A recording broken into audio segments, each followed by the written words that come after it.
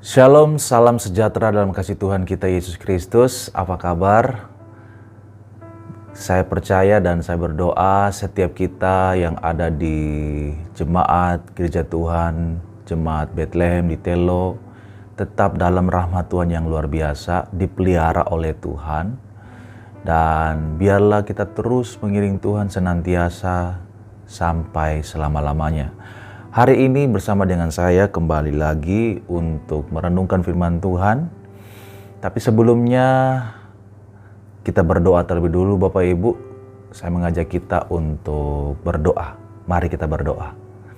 Bapa di sorga, kami sungguh mengucap syukur dan berterima kasih atas semua yang Tuhan jadikan dalam kehidupan kami. Hari ini kalau kami bisa datang berbakti, menyembah dan memuji Tuhan, itu semua karena anugerah Tuhan. Bukan kebetulan, bukan karena kami sekedar merencanakannya, tapi kami tahu semuanya ada karena anugerah-Mu. Hari ini juga Tuhan kami akan merenungkan kebenaran firman-Mu. Bapa, pimpinlah kami. Biarlah setiap firman yang datang kepada kami bukan berlalu begitu saja, tetapi kami sungguh-sungguh mendengarnya, merenungkannya, serta melakukannya dalam kehidupan kami sehari-hari. Biarlah firman-Mu membawa kami semakin dekat dengan Tuhan, membawa kami dididik dan disempurnakan. Lebih lagi kami mau dibentuk dan diarahkan seperti yang Tuhan mau kami menjadi. Ini hidup kami Tuhan, dan kami serahkan pemberitaan firman ke depan selanjutnya ke dalam tangan-Mu. Tuhan mengurapi setiap kami, terlebih hamba-Mu yang lemah dan terbatas ini. Hanya di dalam nama Tuhan Yesus Kristus, kami berdoa dan mengucap syukur. Haleluya. Amin. Baik Bapak Ibu, hari ini saya akan mengajak kita untuk merenungkan firman Tuhan dengan judul Identitas Hidup Orang Kristen. Identitas hidup orang Kristen. Kita tahu persis bahwa sebagai hidup menjadi orang Kristen, kita butuh sungguh-sungguh, di mana kita harus membawa hidup kita semakin giat, semakin tulus, semakin setia mengiring Tuhan. Apalagi kalau kita berbicara tentang identitas. Identitas seperti seumpama gambaran identitas kita KTP seperti itu Bapak Ibu. Di identitas itulah yang menerjemahkan siapa kita, memperkenalkan siapa kita, Bapak Ibu. Di dalam identitas itu ada nama kita tertera, tanggal dan tempat lahir kita, agama kita apa, status kita apa, kawin atau tidak kawin. Terlebih lagi, di dalam identitas itu mengungkapkan muka kita, foto kita yang sebenarnya, Bapak Ibu. Tidak mewakili keadaan kita yang hari ini, tetapi mengingatkan kita bahwa identitas merekam segala sesuatu yang ada, atribut yang ada dalam kehidupan kita. Begitu juga dalam kehidupan kita sebagai orang Kristen. Kita perlu tahu apa identitas kita. Karena lewat identitas itulah yang membawa kita terus-menerus bahwa saya tetaplah dia. Contoh, kalau nama saya Ronald, sampai saya mati, sampai saya tua pun, saya tetaplah namanya Ronald. Tidak mungkin berganti dengan yang lain Bapak Ibu ya. Atau nama figuran begitu. Jadi, sebagai hidup orang Kristen, kita perlu tahu dan perlu terus-menerus diingatkan tentang apa identitas hidup orang Kristen. Nah, hari ini saya mengajak kita untuk merenungkan ini lewat surat 1 Petrus pasal 1 ayat 1 sampai 2. Surat 1 Petrus ayat 1 pasal 1 ayat 1 sampai 2. Begini firman Tuhan Bapak Ibu. Dari Petrus, Rasul Yesus Kristus, kepada orang-orang pendatang yang tersebar di Pontus, Galatia, Kapadokia, Asia Kecil, dan Bitinia, yaitu orang-orang yang dipilih sesuai dengan rencana Allah, Bapa kita, dan yang dikuduskan oleh Roh, supaya taat kepada Yesus Kristus dan menerima percikan darahnya. Kiranya kasih karunia dan damai sejahtera makin melimpah atas kamu. Bapak Ibu, surat Petrus ini sangat relevan dengan kita. Di tengah zaman ini di mana kita dibawa semakin ingin menjadi sama seperti dunia, jadi kita diingatkan, surat ini mengingatkan kita siapa kita, apa yang kita percayai, dan bagaimana seharusnya kita hidup, Bapak Ibu. Dan ini mengajak kita untuk supaya kita harus lebih kuat, lebih tangkas, lebih mengerti identitas kita, Bapak Ibu. Maka saya coba mengungkapkan dengan secara sederhana dengan sebuah kutipan-kutipan, Bapak Ibu. Seorang yang bernama Edmund Clowney mengatakan begini, surat 1 Petrus ini adalah sebuah catatan yang paling ringkas dalam perjanjian baru tentang iman Kristen dan kelakuan berdasarkan iman itu. Berarti iman dan kelakuan seorang Kristen berdasarkan iman itu. Berarti apa yang kita percayai harusnya iman dan kekristenan, iman dan kelakuan harus sejajar. Gak boleh yang meninggikan iman saja tapi melupakan kelakuan. Tidak bisa. Justru karena kita beriman kepada yang benar, maka kelakuan kita harus mengikuti apa yang kita imani. Tidak mungkin seseorang beriman yang benar lalu kelakuannya salah. Mungkin dia sebagai iman yang percaya kepada Kristus Yesus Tuhan, lalu dia berhidup dengan jahat, lalu hidup dengan sembarangan. Tidak bisa. Justru karena kita kepada iman yang benar, kelakuan juga harus mengikuti, Bapak Ibu. Martin Luther juga menggambarkan, Bapak Ibu, tentang 1 Petrus ini, bahwa sebagai salah satu kitab yang paling agung di dalam kitab yang kita punyai, atau Alkitab, Bapak Ibu. Lalu dia kemudian mengatakan bahwa itu sejajar dengan surat Roma dan Injil Yohanes, Bapak Ibu. Dan bahkan Luther yakin sekali surat 1 Petrus ini berisi semua hal yang perlu diketahui oleh orang Kristen, Bapak Ibu. Nah, pertanyaannya, apa sebetulnya yang membuat surat Petrus ini begitu berharga, Bapak Ibu? Bagi abad pertama, orang-orang pembaca surat Petrus ini pada abad pertama, identitas mereka sebagai orang Kristen adalah menjadi alasan kenapa mereka menderita. Karena mereka mengalami berbagai macam pencobaan, berbagai kesulitan hidup. Mereka mengalami tekanan di dalam masyarakat, mereka dijauhi oleh orang banyak, mereka terancam, atau mereka sudah mengalami banyak kehilangan status dan ekonomi. Semuanya adalah karena iman mereka kepada Kristus, Bapak Ibu.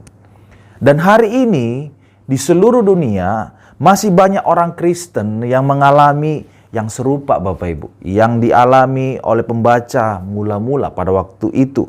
Dan hari ini ada banyak orang Kristen mengalami penganiayaan, pemenjaraan, bahkan kematian karena iman mereka kepada Kristus. Saya nggak tahu apakah kita mengalaminya hari-hari ini, Bapak Ibu. Tetapi, Bapak Ibu, mereka sangat cocok. Surat ini menjadi penghiburan bagi mereka, memberikan kekuatan, tuntunan bagi orang-orang seperti itu, Bapak Ibu. Tetapi di sisi lain juga mungkin kita menyadari bahwa ada begitu banyak juga orang Kristen yang hari ini hidup di tengah masyarakat yang sepertinya bebas, tidak ada tantangan, tidak ada kesulitan, tidak mengalami himpitan dalam iman mereka kepada Kristus. Tetapi prinsip yang sama yang diutarakan oleh surat 1 Petrus ini tetap berlaku bagi mereka. Entah yang mengalami himpitan atau merasa nyaman tenang saja, Bapak Ibu. bagi semua orang Israel, maksudnya bagi seluruh orang Kristen di segala zaman, di tempat manapun juga Bapak Ibu. Petrus ingin memberitahukan kepada semua orang Kristen supaya mengerti apa artinya memiliki hidup yang baru di dalam Kristus. Seberapa besar dahsyatnya artinya menjadi orang Kristen Bapak Ibu. Baik dalam relasi masyarakat, bahkan demi dalam keluarga yang seharusnya kita hidupnya tidak sama lagi dengan seperti orang-orang yang belum mengenal Kristus. Cara kita berbicara, cara kita berpikir, cara kita mengambil keputusan, cara kita berespon kepada satu sama lain, tentunya harusnya tidak sama dengan orang-orang yang belum kenal Tuhan. Nah, pertanyaannya begini Bapak Ibu. Bagaimana kita bisa hidup di tengah-tengah orang yang bukan Kristen? Bagaimana kita bisa hidup di tengah-tengah masyarakat yang mayoritas bukan Kristen Bapak Ibu? Saya coba mengutip seorang penafsir Alkitab yang bernama Scott McKnight berkata begini Bapak Ibu. Petrus bermaksud supaya pembacanya mengerti siapa mereka di hadapan Allah, supaya mereka bisa menjadi siapa mereka sesungguhnya di dalam masyarakat. Saya ulang Bapak Ibu ya. Petrus bermaksud supaya pembacanya mengerti siapa mereka di hadapan Allah, supaya mereka bisa menjadi siapa mereka sesungguhnya di dalam masyarakat. Dan disinilah berharganya surat 1 Petrus ini Bapak Ibu. Nah, di dalam pembukaan ayat 1 dan 2 yang tadi kita baca, sebagaimana surat yang ditulis pada zaman itu, surat 1 Petrus ini juga dibuat dengan format yang sama. Dia menjelaskan siapa penulisnya, yaitu Petrus, Rasul Yesus Kristus. Lalu dia menjelaskan siapa penerimanya, dikatakan orang-orang pendatang yang tersebar di Pontus, Galatia, Kapadokia, Asia Kecil, dan Bitinia. Lalu kemudian ditutup dengan sebuah salam, yaitu kiranya kasih karunia dan damai sejahtera makin melimpah atas kamu. Maka kalau kita baca dengan cepat, sepintas lalu saja, sepertinya tidak ada hal yang istimewa yang kita lihat Bapak Ibu. Tetapi kalau kita memperhatikan dengan sedikit lebih teliti Bapak Ibu, maka kita akan melihat keistimewaannya yang terlihat pada cara dia menyebut penerima suratnya. Nah, ini yang akan menjadi poin renungan kita, yang membawa kita bahwa kita itu adalah istimewa di hadapan Tuhan. Kita punya identitas yang harus kita bawa terus-menerus dalam mengiring Tuhan. Apa saja itu? Yaitu yang pertama Bapak Ibu, taat kepada Kristus namun asing bagi dunia. Taat kepada Kristus namun asing bagi dunia. Ini yang perlu kita ingat Bapak Ibu, sebagai identitas kita sebagai orang Kristen. Di sini Petrus menyebut orang-orang pendatang yang tersebar di Pontus, Galatia, Kapadokia, Asia Kecil, dan Bitinia. Istilah orang-orang pendatang di dalam terjemahan bahasa Inggris artinya orang-orang yang di dalam pembuangan atau pengasingan. Tetapi ada juga yang menerjemahkan yaitu orang asing, foreigners, Bapak Ibu, atau strangers. Dan ini adalah terjemahan yang lebih mudah dimengerti Bapak Ibu. Tetapi apa artinya? Mungkin kita bertanya begitu. Istilah ini pertama-tama kita harus lebih dulu mengerti secara sosial. Di mana pembaca surat 1 Petrus ini pertama-tama betul-betul adalah seorang pendatang Bapak Ibu. Betul-betul adalah orang asing yang tersebar di daerah yang tadi disebutkan. Mereka adalah orang-orang yang digusur dari kota lain. Ada dugaan mereka diusir dari kota Roma, lalu kemudian mereka tinggal sebagai orang asing di daerah-daerah yang disebut tadi sebagai orang pendatang di sana. Lalu istilah orang-orang pendatang di dalam abad pertama itu berarti bahwa seorang yang tidak memiliki kewarganegaraan di tempat tinggal dan sebagai orang asing secara hukum Jelas orang-orang asing ini dibatasi haknya, mungkin mereka tidak bisa beli di tanah di situ, mungkin mereka tidak bisa ikut dalam pengambilan suara, mungkin mereka tidak punya hak untuk berbagai perkumpulan. Lalu bukan saja itu, mereka dibatasi hanya boleh menikah dengan siapa. Dan bahkan juga mereka terkena pajak yang lebih tinggi daripada warga negara di sana. Dan kalau mereka menerima hukuman atau menerima di dalam pengadilan, mereka akan menerima hukuman yang lebih berat daripada warga negara yang di sana. Dan ini yang tidak kalah penting, Bapak Ibu. Karena dia atau mereka pendatang, maka dia juga tidak hidup sesuai dengan nilai kebiasaan dari orang-orang di situ, Bapak Ibu. Makanya konsekuensinya adalah orang-orang di situ akan memandang dia dengan curiga, menganggap dia ancaman. Mereka bahkan berpikir bahwa mereka bisa dimanfaatkan orang-orang pendatang ini karena mereka dalam posisi yang lemah. Maka fitnah, ancaman, diskriminatif, dimanfaatkan. Itu hal yang biasa yang dialami oleh orang-orang pendatang seperti ini. Karena apa? Karena mereka adalah orang asing. Nah, Bapak Ibu, ketika Petrus menyebutkan mereka sebagai orang pendatang, orang asing, mereka sungguh-sungguh sebetulnya adalah memang orang-orang seperti itu. Mereka tahu seperti apa rasanya hidup seperti orang asing.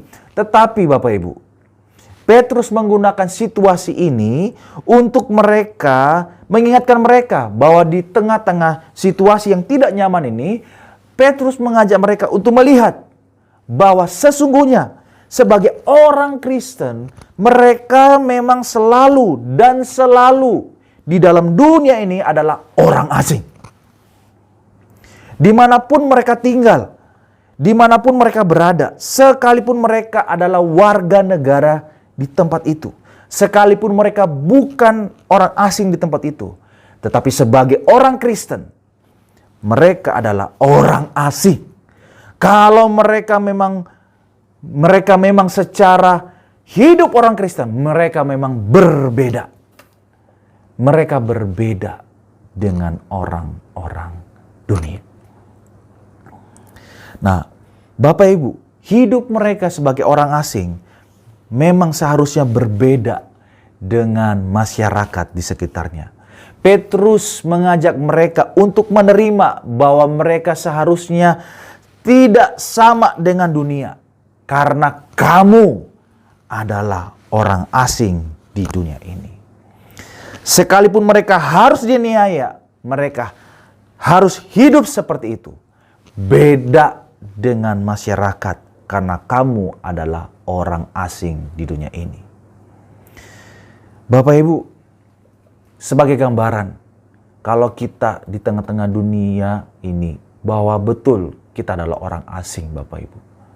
Contoh, kalau kita melihat anak-anak punk di pinggir jalan itu, mungkin mereka ada yang kita lihat sedang main gitar di lampu merah.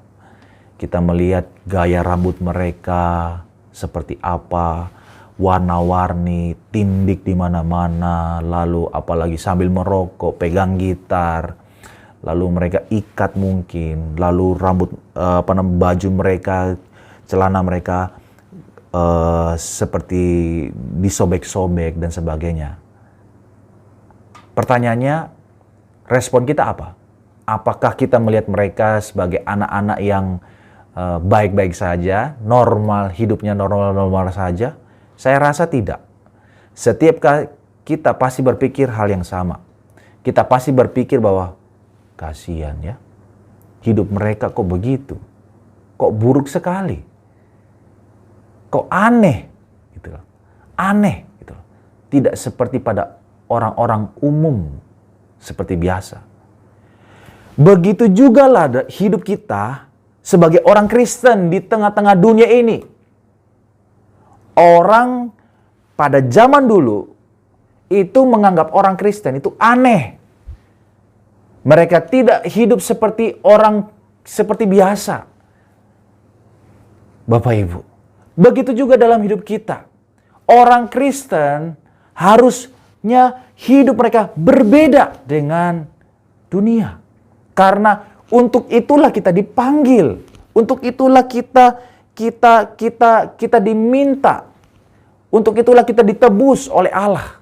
Karena kita berbeda, Bapak Ibu. Secara rohani, mungkin kita bukan pendatang, bukan orang asing di tempat di mana kita berada, Bapak Ibu. Tetapi sebagai orang Kristen, kita tetap disebut orang asing. Maka kita hanyalah di dunia ini hanya orang yang berlalu begitu saja, Bapak Ibu. Kita seperti orang asing yang tinggal sementara di dunia ini sambil kita berjalan menuju rumah yang kita sesungguhnya, Bapak Ibu. Yaitu langit baru, bumi baru. Tetapi pada intinya kalau kita merujuk kepada surat Petrus ini, Petrus ingin menegaskan kepada kita bahwa, hey, hidupmu itu memang beda dengan dunia. Hidupmu itu beda dengan dunia. Maka cara perkataanmu, cara bicaramu, cara kelakuanmu, itu harusnya itu senternya kepada Kristus. Taat kepada Kristus.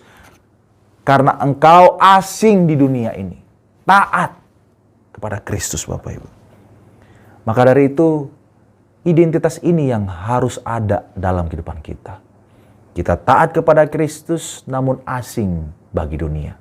Yang kedua, Bapak Ibu, dengan cepat, yang kedua adalah kamu dipilih oleh Allah. Kamu dipilih oleh Allah. Petrus menyebutkan mereka adalah sebagai orang-orang yang dipilih. Petrus di sini menggambarkan relasi mereka dengan Allah Tritunggal langsung di ayat yang kedua, di mana di situ katakan mereka dipilih sesuai dengan rencana Allah Bapa kita yang dikuduskan oleh Roh supaya taat kepada Yesus Kristus dan menerima percikan darahnya, Bapak Ibu. Bapa yang punya rencana memilih mereka, kemudian Roh Kudus menguduskan mereka yang dipilih. Dan tujuannya, Bapak Ibu, supaya mereka menerima penebusan darah Kristus Yesus dan hidup taat kepada Yesus, Bapak Ibu. Relasi yang luar biasa dengan Allah Tritunggal, Bapak Ibu. Tetapi ironisnya, Bapak Ibu, relasi yang luar biasa ini dengan Allah Tritunggal ini, justru karena relasi inilah mereka mengalami masalah hidup di dalam dunia yang tidak mengenal Allah. Maka salah satu tujuan Petrus menulis surat ini adalah untuk menguatkan orang-orang Kristen pada zaman itu.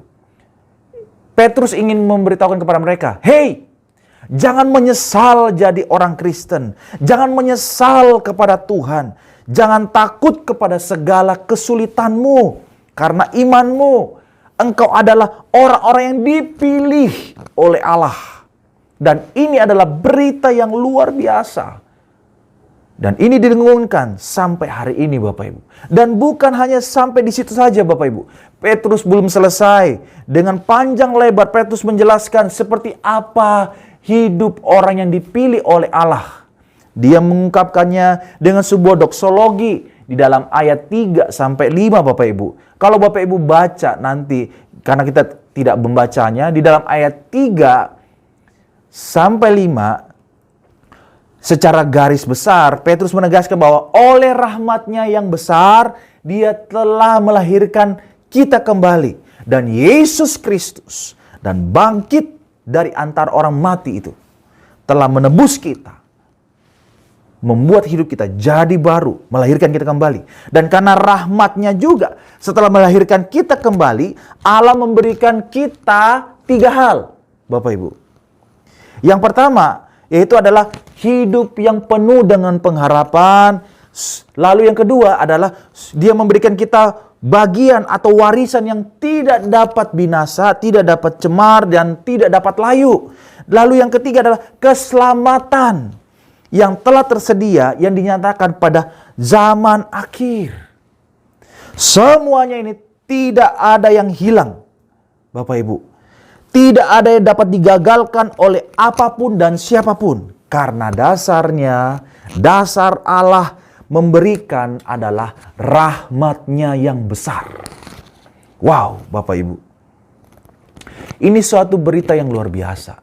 Yang menunjukkan kepada kita bahwa rahmat yang besar itu tidak dapat digagalkan oleh apapun dan siapapun.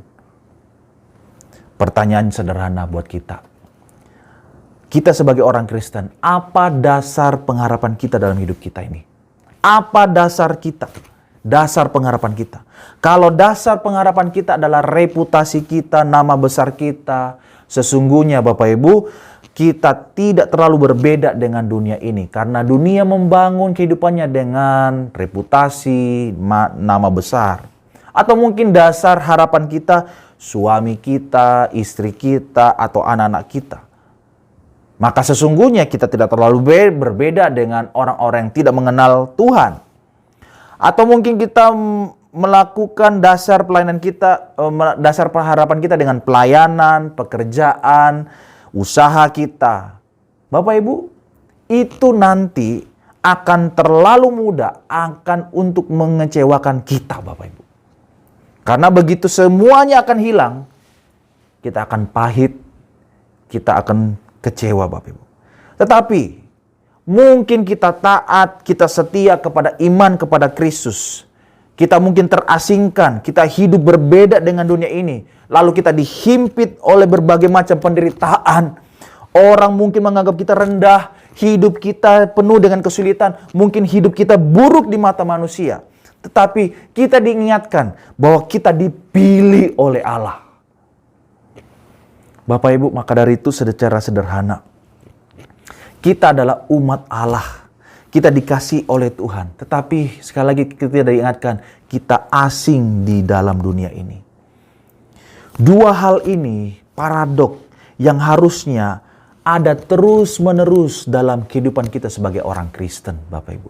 Tidak boleh hilang. Tidak boleh hanya satu ada, yang lain nggak ada. Yang satu ada, yang lain nggak ada. Nggak bisa. Dua-duanya ada. Karena Kristus kita diasingkan di dunia ini, maka kita harus taat kepadanya. Dan yang kedua, kita dipilih oleh Allah. Maka kita tidak perlu khawatir karena rahmat yang besar.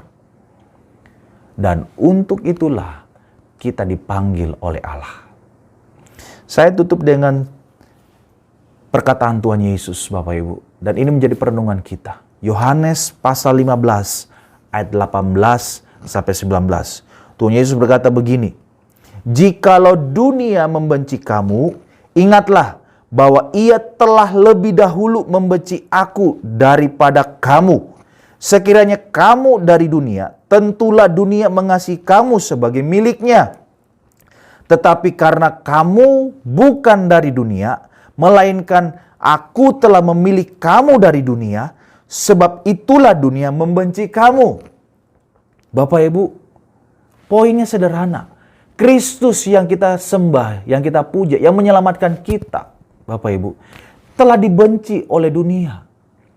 Maka kita sebagai umat pilihannya, pengikut Kristus yang terus setia kepada Dia, kita tidak pernah bisa steril dari setiap kesulitan.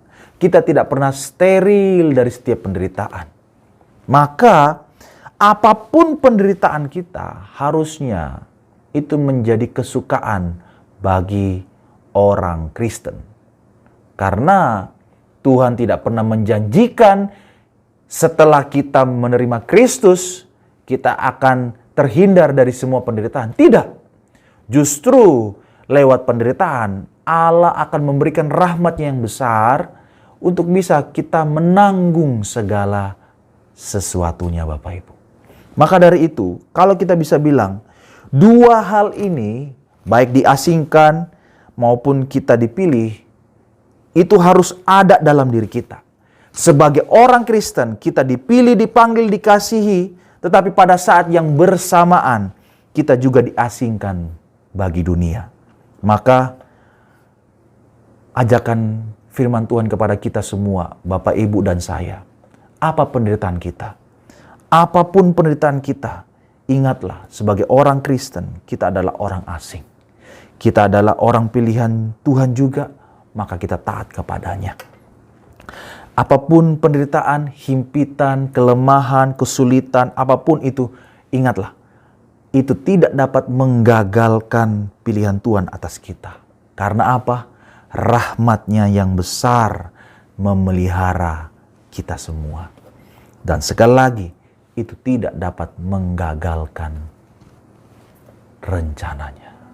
Bapak Ibu, saya nggak tahu himpitan apa yang sedang terjadi dalam hidupmu, tragedi separah apa yang terjadi dalam hidupmu. Mungkin itu karena kesalahan kita sendiri, mungkin karena kesombongan kita, keegoisan kita. Bapak Ibu, ajakan firman Tuhan, bertobatlah. Atau mungkin karena kebodohan, kelalaian orang lain, sehingga kita jadi dibuat rugi. Ingat, jangan kemana-mana, berserah kepada Tuhan. Lakukan bagian kita Bapak Ibu. Bekerjalah dengan baik, dengan penuh rasa tanggung jawab, sambil kita terus berharap kepada Tuhan. Maka Dia akan nyatakan pertolongannya kepada kita. Dia akan beri kekuatan kepada kita. Asalkan kita hanya mengandalkan Dia sepenuhnya. Tuhan Yesus berkati kita semua. Mari kita tunduk kepala, kita berdoa. Bapa di sorga, kami sungguh mengucap syukur buat kebenaran firman-Mu yang datang kepada kami dengan sederhana. Bimbing kami Tuhan, bawa kami terus untuk tetap setia di jalan-jalan Tuhan.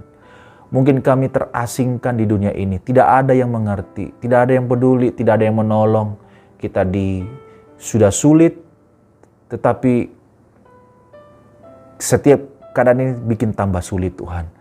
Bapa, berikan kami kemampuan untuk bisa mengerti segala sesuatu yang Tuhan izinkan bagi kami. Tuhan, ajar kami untuk bisa tetap mau tunduk setia kepada ajaran Tuhan. Bawa kami supaya kami bisa senantiasa hidup bergantung kepada Tuhan.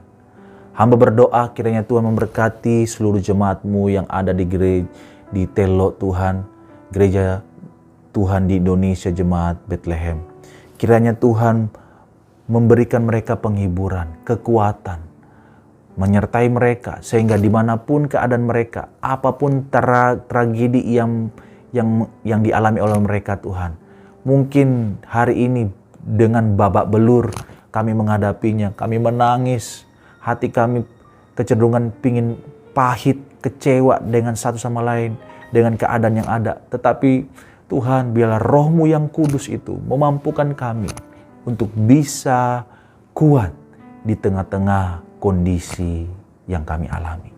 Terima kasih Bapa. Hamba berdoa, berkatilah seluruh jemaat Tuhan dimanapun mereka berada. Tuhan menolong gereja ini, Tuhan memberkati gembala sidang dan seluruh para hamba-hamba-Mu yang melayani dimanapun berada dengan berbagai divisi, dengan berbagai departemen yang ada, present worship, kaum ibu, dan seluruh youth, dewasa muda, dan berbagai kaum bapak yang ada.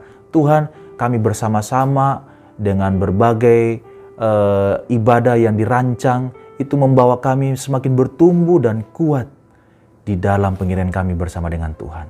Terpujilah nama-Mu Bapa, kekal sampai selama-lamanya. Kami bersyukur hanya dalam nama Tuhan Yesus Kristus, penebus dan kekasih jiwa kami yang sejati. Haleluya. Amin. Tuhan Yesus berkati kita semua.